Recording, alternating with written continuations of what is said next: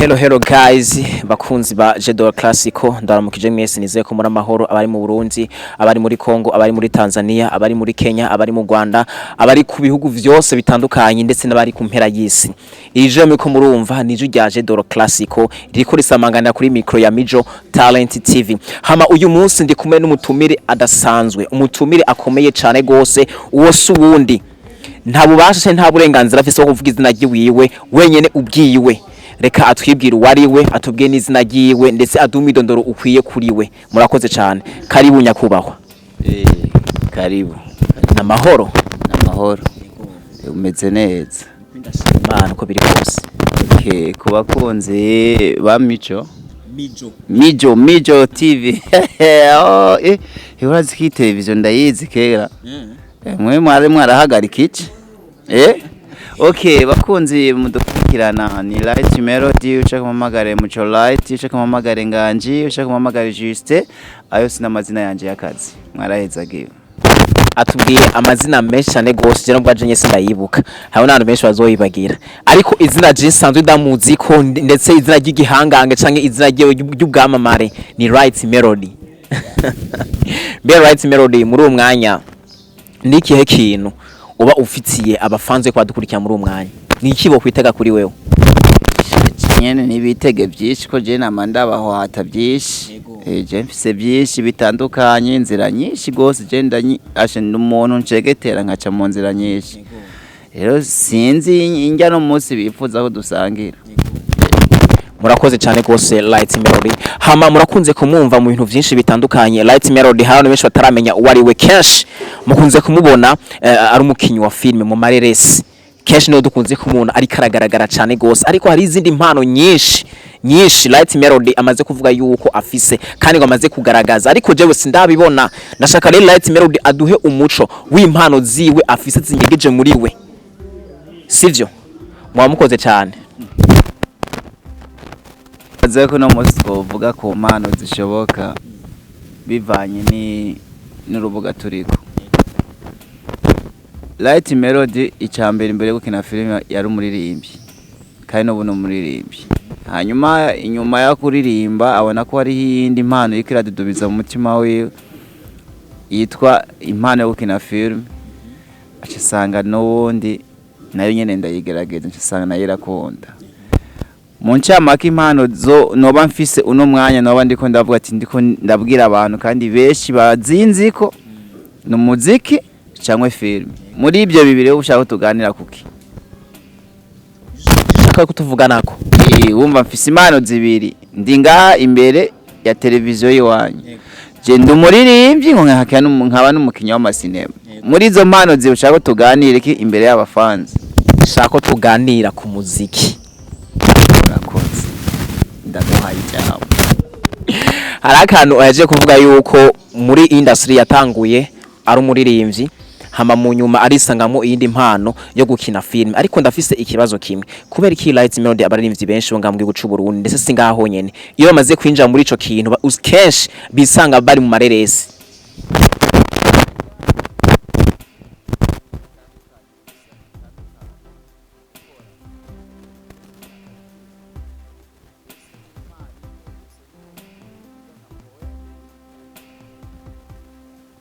Murakoze cyane gose ndagushimiye, ariko hariho benshi babikora. Bo tureke nkiconye mbe tuvuze filme canke ireresi, ibi vya comedy birimo?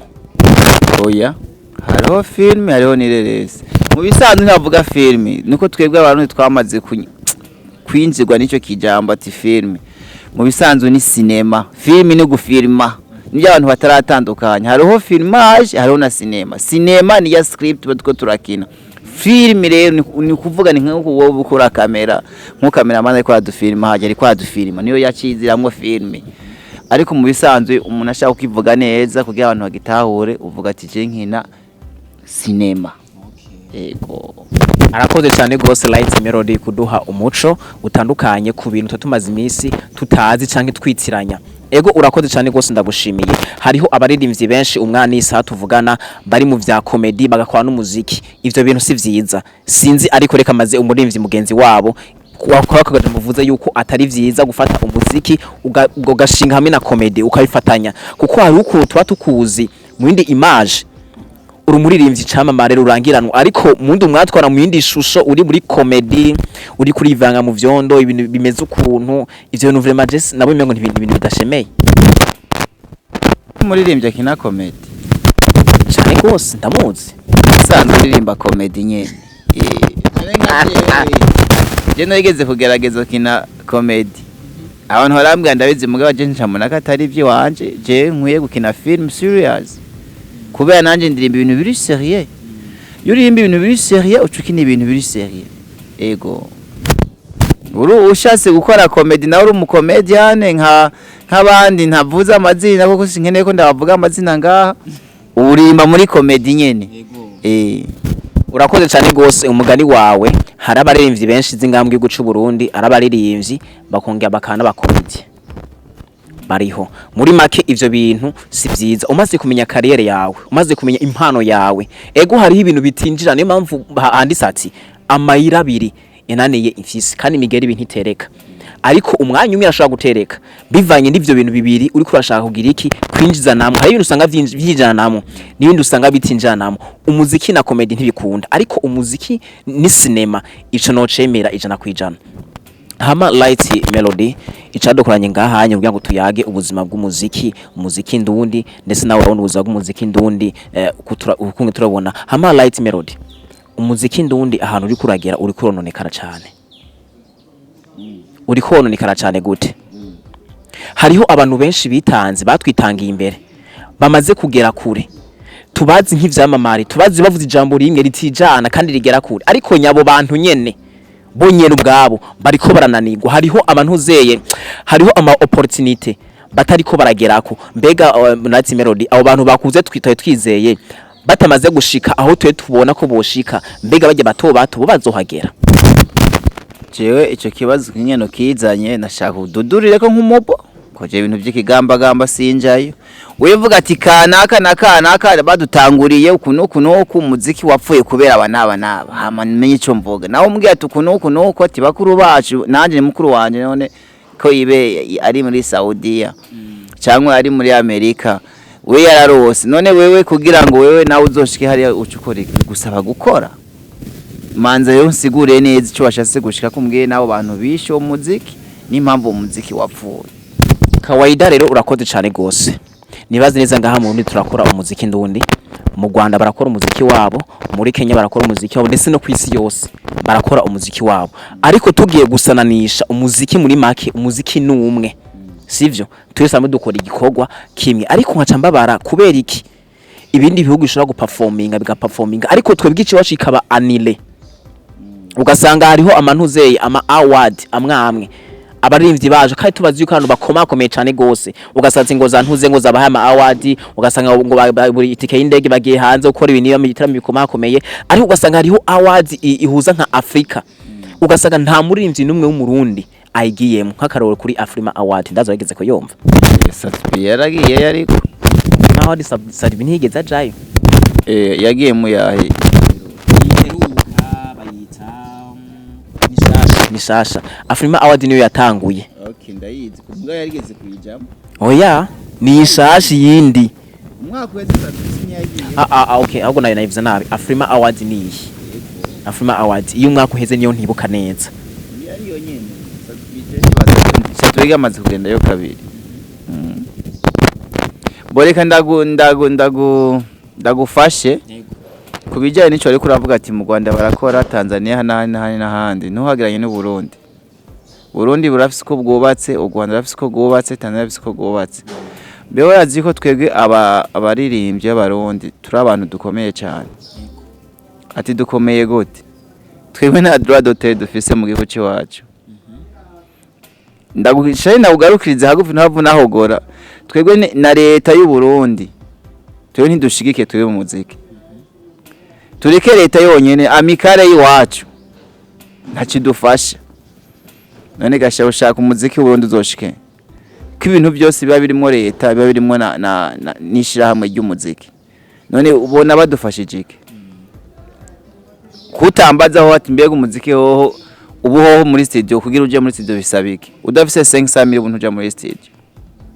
Niyo mpamvu rero umuziki ahubwo je wararyoshe umuziki w'Uburundi uraryoshe kubera tumaze kuronka nka bakiriko ba Double J tukaronka ba Bface tukaronka ba Atubwiye na ba Fizo bakirirwa barayerera muri abo bazungu umuzungu umuziki wararyoshe ariko urumva ko tuye dukora muri vide dukorera ku ngufu ziwacu none Atubwiye ariko ararera ati jewe naragiye mu higanwa ariko ntacyo mwamfashe nta kintu na kimwe nta no kushigikira ndi umwana w'umurundi haye nayibuza ababaye bimenye rero ubibemwo Uburundi ububemwo ubuzi yuko wowe uzokwisuma mu by'iwawe binaniranye uje kurima ruguru cyangwa umuziki ukunani wihoze cyangwa uje muri Freemason kugira ngo nawe utere imbere kuko ndabona kuronka droit duterenga mu Burundi nticoroshe rega n'abakinyamasima no kwintu tworohewe ntago tworohewe cyane niyo mpamvu rero jewe nashatse gutarataza njabwa ati kaje nikorere byose ko ndanabishoboye ari Imana yampaye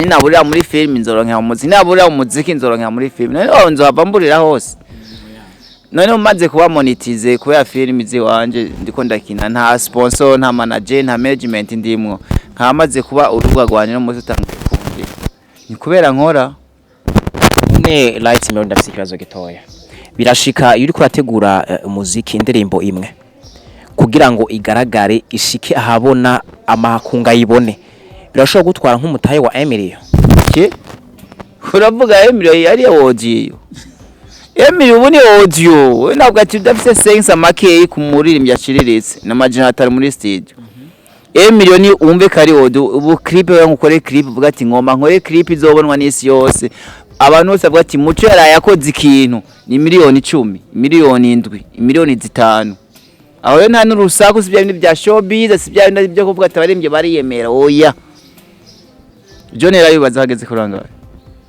amaze ko indirimbo z'abanyarwanda nka ziriya muzi z'imiruturutu John nasenka nimero yakubwira ntabwo abati kama una 30 million miss tumike wende tumike na peti yangu para kumpatie 10 million 10 million menga ni ibihumbi 10 no munsi ni hatari muri make urumva yuko novuga yuko ku rundi ruhande abaririmbyi b'umuziki ndundi barakomeye cyane gose gusa ndafise ikindi kibazo none ko bakonsoma cyane gose eske ubwo buryo babatakaje barabwinjiza canke bimeze gute light melody wewe ubwinjiza gute ni kwanka kuguma wicaye mu nzu ntabwo winziza none nka shuzora nka imwe mu mwaka kabiri mu mwaka wadepansha amafaranga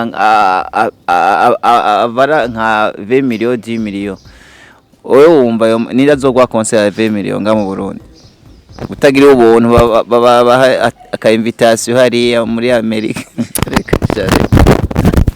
ni hatari gusa nizere ko urinze utegura ikintu c'imiliyoni 10 canke 20 canke 30 renga muri make ngaho wonye uba uri mu rwego rw'abantu bamaze kurengana kuko light melody nta kunombwira yuko ufata sinzi ko bishika ko ufata itongo ukarijya kugira usohora umuziki nimiburi wimba ufite itongo uriye urashaka ko ufite nk'amatongo 10 amaparasera 10 basi akondeye nibisanzwe mu mahoro ikintu nk'ico mbega ubu abariho abaririmbyi avuga ati iki kintu ndagihevye amafaranga nyene niyo mfise ndataye ndarekuye atabindi abona imbere bijanye n'amatongo ntacu no bivugako ariko umuririmbyi cyangwa umuntu wese ashaka gukora ikintu runaka arafise ico yica cyane kugira ngo kijya kintu naco gikire mu bisanda gwa karorero jewe nyumvire gusohoka na film banzi ko muri uwo mwanya ntanguye kwiyumvira mpera kuri Samir kuduga muri shooting maze kwiyumvira gusa ko nshaka kugira shooting mpera kuri Samir niyumvira abakinyi bazojya gute bazoza gute agasabune bizogenda gute makeyi tuzakorana n'abakobwa babica nk'abahungu babina mba turi batanu mu ncamake Samir havi kwera kweri ari gidakwira ariko reka tugerageze turabe ko Samir za gukoresha Pritoma namuze Samir nukuvuga yuko hari ibintu mbanishe mu rugo kugira ngo ijya shooting ibi rero kandi kugira utacisha naho nyene ntiwokora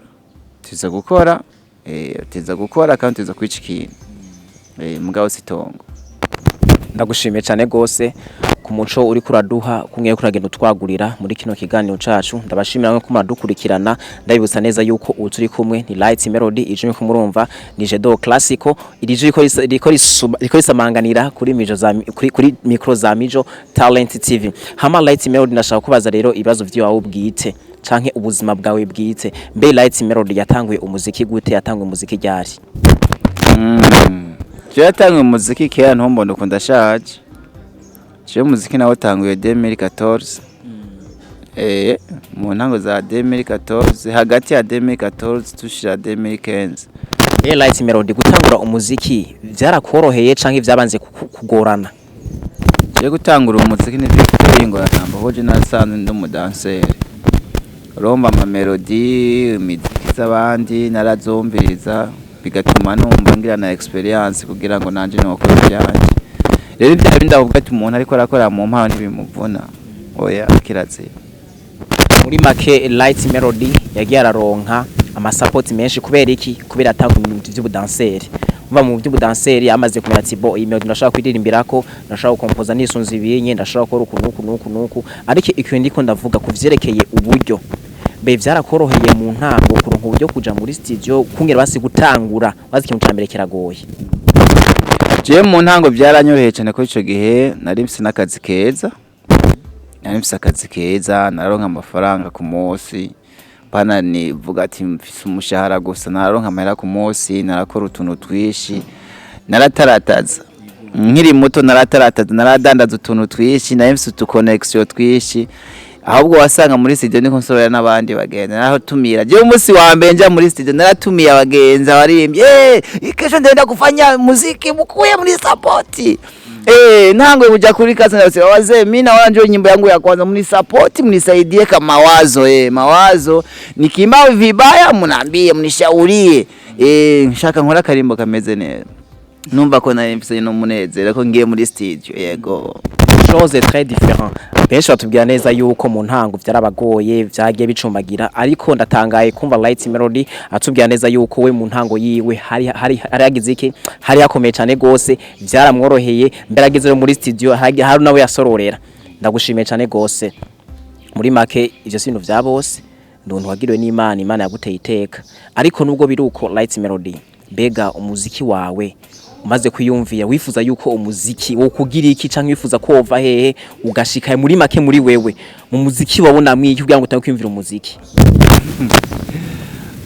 nkoko kwaze mbere ko ndakwisha kuba akajambo bavuze ati beshi bavuga ko umuziki ntango ugoye nakubwiye yuko inzu zitubatswe cyo kimwe nene we nimbaje wari ubugari n'ibiharage cyo nkaba niririye akagari n'inyama none mwe twese nitwabaye ariko twasumbanyije gusima isosi okay rero waruvuze yati tugendere kwijamo nyeta waruvuze ngo ikere nari mvuze ati mbega wowe umuziki umaze kwiyumvira ko umuziki ari iki canke wabona iki wabona mu muziki ugati mbega umuziki ndawutanguye shaka ushikane ngaha ndabona nk'ibi mbega ariko wabona mo kuzobikuramo canke nyene wafuye kubikora comme ambiance icambere cyatumye je ndirimba n'amahoro mfise mu mutima kuko udafise amahoro mu mutima ntiworirimba rantegera iryo jambo raryumva neza udafise amahoro mu mutima ntiworirimba icakabi cyatumye ndirimba jewe niko mfise urukundo muri je ndi mfise urukundo muri jewe je naririmbye kugira ngo indirimbo zanje uko zizoba zimeze kose zize zifasha abagenzi n'abantu n'abene gihugu n'igihugu eka no hanze y'igihugu umuntu wese niyomba narimbye akarimbo kakamukora akavuga ati uyu mwana yararimbye akarimbo aya majambo twarayabayemwo mu bisanzwe yari nashatse gutanga message yagutse ku bantu benshi bivaye n'urukundo je mfise muri jewe ava yuko niyumvira amafaranga iterambere n'ibindi nuko nzoba umusani n'ibindi niyumvira icambere n'amahoro n'urukundo ndagushimiye cyane gose yumviriye amahoro n'urukundo nivyo vyatumye agira iki atangura gukompoza ndetse ndibaza no muri composition yawe hari ibintu bihumuriza abantu amahoro Light Melody akantu gato ndagusabe agasabo sivyo udufashe sabundi imbere mudami bwiwanye narinze nza ngaha icyo mubwira cyose no munsi naguhaye umwanya naguhebeye amasaha yose kabisa wodufasha ukaducishiriza ko indirimbo ya mbere watanguye kuririmba? Ega umuririmbi nta soni agira. Kuri soni na akazi kaba kakunaniye. Nilikupenduka nikata, nikagufatuka nikata, ndiyo sababu nimekata, kukupa penzi nimekata, kipindi kile nilikuja kwenu, baby gaikumbuka hukunikaribisha, nilipopiga hodi ukafunga milango, mwanaume hoi nikauchuna, maimbwa za kwenu zikanikimbiza. Hata kama sijui Kiswahili nimeelewa. Natahuye ikarabwira umubebi canke umukunzi sinzi ibihe mwari murimwo ariko namaze gutahura ivyo mwari murimwo, urumva naje Igiswahili ko ngerageza. Anyway, reka tubandanye n'ivyo wacu. Mbega Light Melody, nizihe ntambamye wagize maze gutangura umuziki kuva aho watanguriye kugera n'ubu? Ntambamye ntizishaka kuvuga. Iyo ugiye mu iterambere uhora twita mu iterambere. Ntambamye ya mbere umaze kuri mu muziki, abajournaliste baca guhamagara bose bumvise indirimbo yawe ati natubwiye promotion ukigirana urukundo bakukunza kadimiri 5 wumva udayafise ku radio ntiwavuzo, ariko je nagendagirirwa ubuntu yuko tumabwe ati je mu ntango byari bimeze neza, na Imana agira anshira inzira impa abajournaliste yonyene, Imana impa abajournaliste bakipodo bara promote indirimbo yanje bamukurukuru, wumva ko narembye ba Elma FM bomyeza zihajya za FM. Indirimbo yanje irakundwa cyane, hari undi umu journaliste yitwa Sumayiri yakora mu kiganiro cy'igiswahili kuri Ema, arampamagara ati papa njo dufanya kipindi nyimbo yako ni kari. Indirimbo imwe nagiye ku maradiyo ashika 5 na Frank yagikorera kuri Renaissance. Urumva jewe urumva yuko nyene je natanguriye mu mata n'ubu nibereye mu buki. Cyane ntambamye mbona atari abagenzi gusa nyene bateguza barandoga mu nyuma ati ndabakiranye bantega ibyo banteganya, ariko Imana ndi kumwe nayo. Urakoze cyane gose. Muri make nta mpamvu yo kubaza ati mbega avantage aronse umuziki niziye ko naciye numva yuko wagumye uri mu mata. Wagumye uri mu mata ndazifitiye kwezi wanje nyene. None jewe nzi ko umuziki wangejeje ahandi, none wewe ntiwamenye kubera umuziki. Cameraman ubu nariko arambona kubera umuziki. Nice wahabonye ho. Ari kwa muziki. Mutama ndamubwiye ko nicaye ngahabwa babwiye n'abati raba mucari ngaha mu ntagwebere muhe n'amazi. Yamenye kubera umuziki kandi dukorana byinshi. Niyo mpamvu nabwo ati ngo ngaha heza ni muri Rukundo nziza, wumva n'izina nene kwa Rukundo nyene, ni muri Rukundo bare, hari na hoteli nziza ushaka uruhuke, ushaka kuzagira montage, uri icumba haya ni 20,000 gusa ukifatira ukikorera ibikorwa byawe ukareka na sesi zo muhira. nuko Light Melody umuziki ubuzima bw'umuziki yabayemo neza, afite avantage nyinshi. Ego ibicane gese ntibibura mu buzima, ariko yatubwiye neza yuko ivyo byose yabiciye amazi imbere y'ivyabaye ubusa. Niyo mvunda mbona neza yuko atagase, asa neza, afungura neza. Sinzi shaka kwinja mu vie prive yuko bari umusore canke sinzi. Ndashaka kumbatsi. None kamara ya. Weri fresh mbona afise ashaka kuba hariho care runakaronka, ariko sinzi. Ndabice ko canke nirenganira. Ifise ingwani yaheje. Uko je nakubwiye ko no musi ndi ubwame bw'iwanyu ngaha. Rega ndabwira ikintu kimwe. Jewe ikintu abantu amabirukira ati management ati biki nibiki ati fyoto ati oya. Jewe nari je nyine natanguye ndi imagininga je nyene nabaye manager ndonka ndibe management yiwanje. Uravyumva kubera iki nabonye bijya bintu biramugaza. None nk'umuntu ashaka kugira manager bati wana ubu ushaka kuba mu kinama, ushaka kuba mu kigobe. Sawa urabaye mu kigobe wo mwaka umwe mushwanye ucusira mu kinama. Avantage iri hari abari ibintu ashaka kuvuga babaye muri ubwo buzima n'ubu basubiye iwabo mu kinyankonge, basubiye inyuma kubera iki management. Rero jewe icyo nsaba abakunzi ba Mijo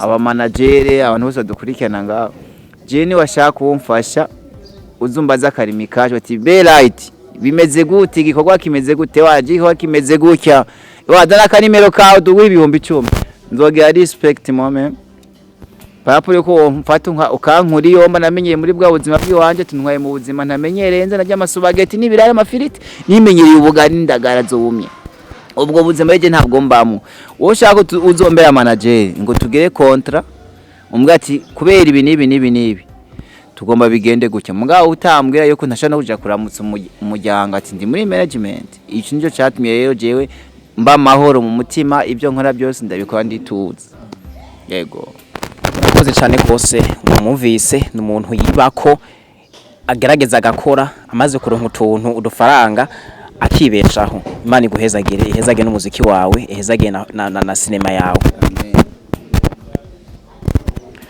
ihezagire n'akazi kawe hama ndakubaza ikibazo rero canyuma umuziki wawe ubugeze hehe ugejeje hehe uri kurabandanya neza mbega ibikorwa vyawe bishasha nitukwitega nibihe umuziki wanje ugeze neza bongere epi ndimbo zitanu umbara amamiliyoni angahe nzoba ntanze kandi izo ndirimbo nteze kuzozigira lancement officiel kandi mu bare buzimbye rukundo irimo ni we birimwo bishobotse nzokorera mu ntara zishika 3 no kuvuga bishasha birahari indirimbo nziza zimeze neza ndindiye gusira idivemo ntangure gucapa akazi muri make urutegura ibintu byinshi cyane gose abakunzi ko muradukurikirana mwese ba Muco Talent TV nanje abiwanje na Lights Melody bo gusanga he ubwire urubuga rwawe okay reka je nama ndi light ibintu byanje biba bigoroye nama mvuga uko nyene jewe ushaka kundonka ni Light Films Company aha tugiye ku rubuga rw'amafilme ni Light Films Company aha tugiye ku rubuga rw'amasinema unkeneye kumenya naho utundi tuntu dukorwa nkora duto uca wandika Kirezi TV niho usanga uturirimbo twanje utuganiro twanje n'utwabandi n'utwanwe n'utundi kujya nyene ni Kirezi TV ari ku rubuga rw'amafilme yonyene filme yonyene ni Light Films Company. Murakoze cyane gose ndabashimiye mwe ko muradukurikirana Imana ibahezagire reka tubasezere na Light Melody abasezere Imana ibahezagire muteyogira partage subscribe na comment ego na share